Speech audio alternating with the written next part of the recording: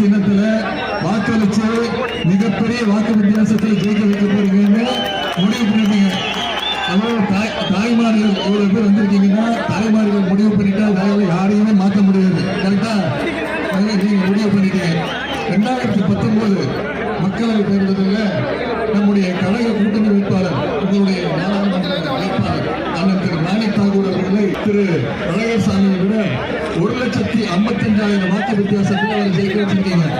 ஆனால் இந்த முறை குறைந்தது 2 லட்சம் வாக்கு வித்தியாசத்தில் ஜெயிக்க வைக்க வேண்டும். செய்வீங்களா? நிச்சயம் செய்வீங்களா? அதுல குறிப்பிட்டு சொன்னா இந்த திருமங்கலம் தொகுதியில் மட்டும் 30,000 வாக்கு வித்தியாசத்துல ஜெயிக்க வச்சிருக்கீங்க. இந்த முறை அந்த 30,000 வாக்கு வித்தியாசம் பத்தாது. குறைந்தது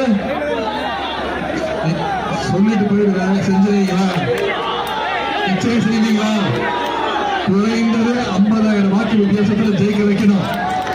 கண்டிப்பாக உங்களுக்கு பிடித்த ஒரு வேட்பாளர், அன்னை சோனியா காந்தி ஆசை பெற்ற வேட்பாளர், நம்முடைய தலைவருடைய அன்பை பெற்ற வேட்பாளர், உங்களுடைய ஆதரவை பெற்ற வேட்பாளர், வெற்றி வேட்பாளர் நம்முடைய ஒரு நாள்ல நாளைக்கு அதிகமா அறிவிச்சிருவாங்க. அதிகமா உங்களுக்கு தெரியும் யார் வேட்பாளர் தான் தெரியும். ஆனா அவங்க கிட்ட கேட்பதெல்லாம் ஒண்ணுதான், யார வேட்பாளர் அறிவிச்சாலும் நீங்க மனசுல ஒண்ணுதான் வச்சுக்கணும். இந்த விருதுநகர் தொகுதியில் நிற்கிறது யாரு? டாக்டர் கலைஞர் தான் வேட்பாளர். டாக்டர் கலைஞர் அவர்களுக்கு தான் கை சின்னத்தில் வாக்களிச்சு நீங்க நாடாளுமன்றத்துக்கு அனுப்ப போறீங்கிறத நீங்க மனசுல ஏற்றிக்கணும். கடந்த மோடி அவர்கள் 2014ஆம் ஆண்டு இங்க வந்தார், மதுரைக்கு வந்தார். பக்கத்துல தான் என்னது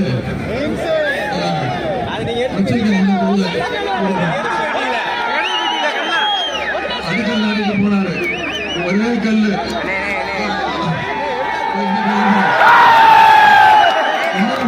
பத்திரமா வச்சிருக்க. நீங்க கட்டி முடிக்கிற வரைக்கும் இந்த கல்லை நான் திரும்பி கொடுக்க மாட்டேன். இந்த கல்லையே நான் தூக்கிட்டு வந்துட்டேன். சரியா? திருப்பி 2019ஆம் ஆண்டு வந்தாரு. வந்து திருப்பி நிறைய வரலாம் சொல்லிட்டு போனாரு. என்ன சொன்னாரு? 2020 இந்தியாவை வல்லரசு நாடாக போறேன்னு சொன்னாரு. இப்ப என்ன தெரியுமா சொல்றாரு? 2047 வல்லரசு நாடாக போறேன்னு சொன்னாரு. ஞாபகம் இருக்காம 2019ஆம் ஆண்டு திடீர்னு ஒரு நாள் நடுராத்திரி எழுந்திருச்சு என்ன பண்ணணும்னு தெரியாம ஆயிரக்கணக்கான மக்கள், லட்சக்கணக்கான மக்கள் ஏடிஎம் வாசல் நின்று உயிர் போனதுதான் மிச்சம். இப்படி எதையுமே தமிழ்நாட்டுக்கு செய்யல. எல்லா நம்முடைய பயணத்தோட பேரு, இந்த பிரச்சார பயணத்தோட பேரு மாநில உரிமைகளை மீட்போம். நம்முடைய தலைவருடைய குரலாக அனைவருமே இந்த பிரச்சாரத்தை எடுத்து செல்வோம் அப்படிங்கிறதா. மூணே உரிமை நான் சொல்லிடுவேன். மொழி உரிமை, மொழி உரிமை. அதாவது ஒன்றிய அரசு கடந்த 5 வருஷம் தமிழ் வளர்ச்சிக்கு ஒதுக்கின தொகை எவ்வளவு தெரியுமா? 0, 1 ரூபா கூட ஒதுக்கல. ஆனா ஹிந்தி மொழி வளர்ச்சிக்கும் சமஸ்கிருத மொழி வளர்ச்சி, சமஸ்கிருத மொழி யாரும் பேசாத மொழி, அதுக்கு மட்டும் இந்த 5 வருஷத்துல 5,000 கோடி ரூபாய் ஒதுக்கியிருக்காங்க. அது மட்டும் இல்ல, NEP நேஷனல் எஜுகேஷன் பாலிசி, புதிய கல்விக் கொள்கை திட்டம். இந்த திட்டத்தின் மூலமா குலக்கல்வி திட்டத்தை கொண்டு வராங்க. அதாவது என்ன குலக்கல்வி திட்டம்னா என்ன? பப்ளிக் எக்ஸாம் எழுதுறாங்க, உங்களுக்கு தெரியும். ஆனா இந்த புதிய கல்விக் கொள்கை மூலமா இனிமே 8ஆம் வகுப்புக்கு பொதுத் தேர்வு, 5ஆம் வகுப்புக்கு பொதுத் தேர்வு, 5ஆம் வகுப்பு படிக்கிற பையனுக்கு பொதுத் தேர்வு தேவையா? ஏன் இதை கொண்டு வராங்க? நம்ம வீட்டு பசங்க, தமிழ்நாட்டு பசங்க நல்லா படிக்கிறாங்க, படிக்க கூடாது அப்படிங்கிறது தான் ஒரே குறிக்கோள். அதே மாதிரி நிதி உரிமை. அதாவது திரு மோடி அவர்கள் 10 வருஷமா வரல. நம்ம புயல் அடிச்சு வந்தாரா? மிக்சாம் புயல் அடிச்சு வந்தாரா? சென்னை, செங்கல்பட்டு, திருவள்ளூர், காஞ்சிபுரம், தூத்துக்குடி, திருநெல்வேலி அனைத்து மாவட்டங்களும் பாதிக்கப்பட்டோம். வந்து எட்டி பார்த்தாரா? நம்முடைய முதலமைச்சர் இழப்பீடு வேணும், 37,000 கோடி ரூபாய் இழப்பீடு தமிழ்நாட்டு மக்களுக்கு நான் தரணும்னு கேட்டார். கொடுத்தாங்களா? என்ன சொன்னாரு? ஒன்றிய நிதியமைச்சர் என்ன சொன்னாங்க? முதலமைச்சரா கேட்டார். நம்முடைய முதலமைச்சர் ஒன்றிய நிதி கொடுக்கலனாலும் பாதிக்கப்பட்ட அனைத்து குடும்பத்திற்கும் 6,000 ரூபாய் கொடுத்தார். என்ன சொன்னாரு? நிதி கொடுங்க அப்படின்னாரு. ஒன்றிய நிதியமைச்சர் என்ன சொன்னாங்க? நாங்க என்ன ஏடிஎம் மிஷின் கேட்டாங்க. உடனே நான் என்ன சொன்னேன்? நீங்க ஏடிஎம் மிஷின் கிடையாது, நான் என்ன அப்பா ஓட்டு பணத்தை கேட்டேன். தப்பு இருக்கா?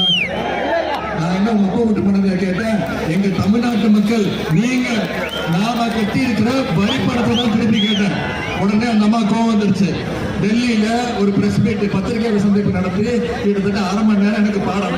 உதயநிதிக்கு மரியாதை கற்றுக் கொடுங்க, மரியாதையா பேசணும் அப்படின்னு நான் அடுத்த நாளே சொல்லிட்டேன். நான் மன்னிச்சிருக்கா, நான் மரியாதையாக கேட்கிறேன். மாண்புமிகு நிதியமைச்சர் அவர்களே, மதிப்புக்குரிய உங்க அப்பா ஓட்டு மதிப்புக்குரிய பணத்தை நான் கேட்கலங்க. நீங்க கேட்ட மரியாதையை நான் கொடுத்துட்டேன். நாங்க கேட்ட நிதி இது வரைக்கும் ₹1 கொடுத்தீங்களா? இது வரைக்கும் ₹1 கூட கொடுக்கல. இன்னொன்னா, இந்த 5 வருஷத்துல தமிழ்நாடு மட்டும் தமிழ்நாட்டு மக்கள் ஒன்றிய அரசுக்கு பாஜக அரசுக்கு கட்டிருக்கக்கூடிய வரிப்பணம் எவ்வளவு தெரியுமா? 6.5 லட்சம் கோடி. ஆனா ஒன்றிய அரசு நமக்கு எவ்வளவு தெரியுமா திருப்பி கொடுத்திருக்காங்க? வெறும் 1.5 லட்சம் கோடி. ஆனா மற்ற மாநிலங்களுக்கு எல்லாம் தூக்கி தூக்கி எவ்வளவு கேட்கறத விட அதிகமா கொடுக்குறாங்க.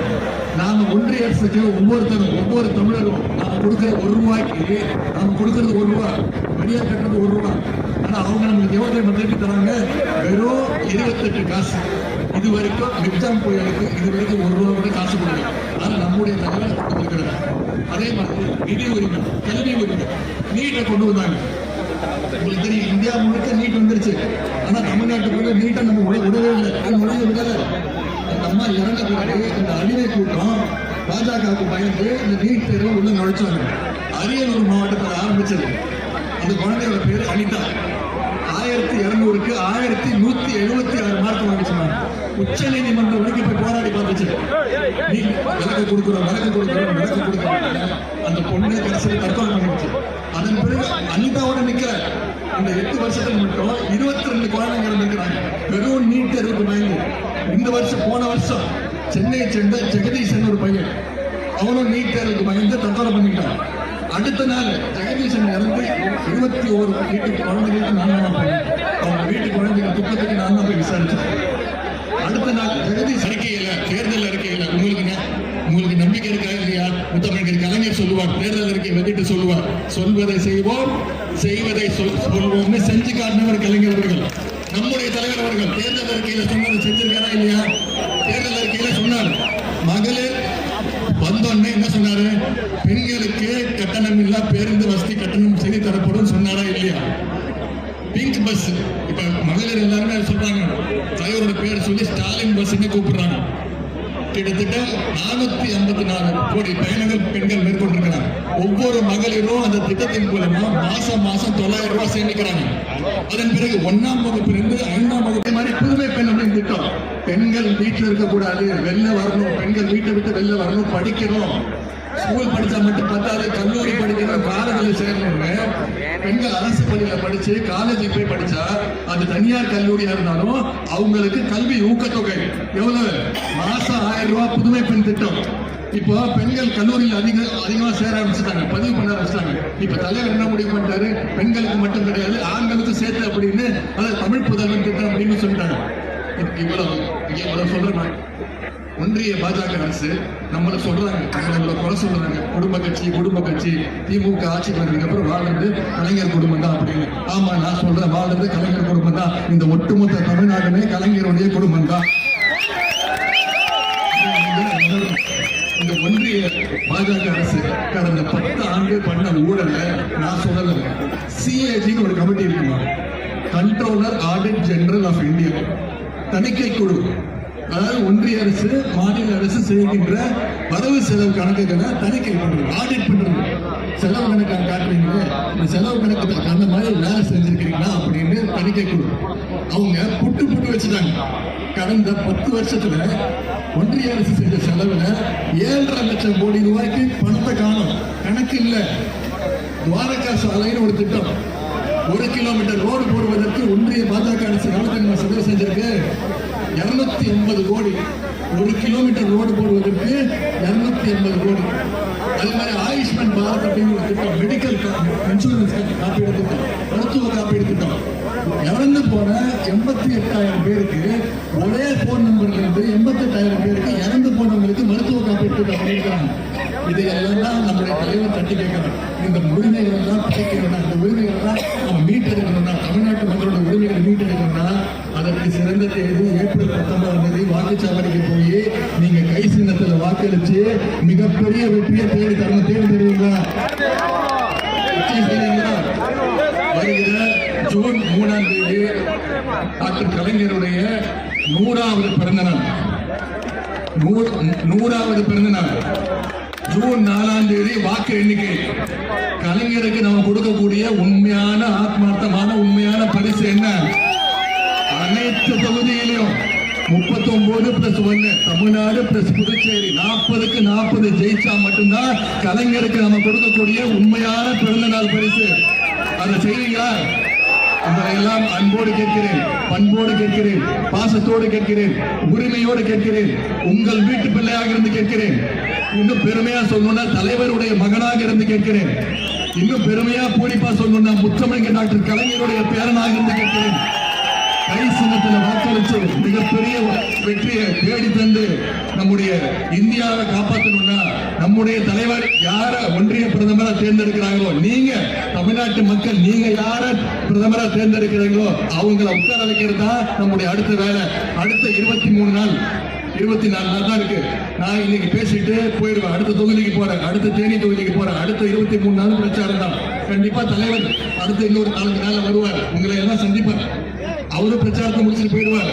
ஆனா நீங்க ஒவ்வொருத்தரும் உங்களுடைய கடமையை உணர்ந்து இந்த பிரச்சாரத்தை எதற்கு இந்த விருதுநகர்ல கை சின்னத்துக்கு வாக்களிச்சு நம்ம வெற்றி பெற வைக்கணும்ன்ற அந்த பிரச்சாரத்தை மக்கள் கிட்ட ஒவ்வொரு நாளும் வீடு வீடு சென்று வாக்காளராக சென்று இந்த பிரச்சாரத்தை நீங்க மேற்கொள்வீங்களா?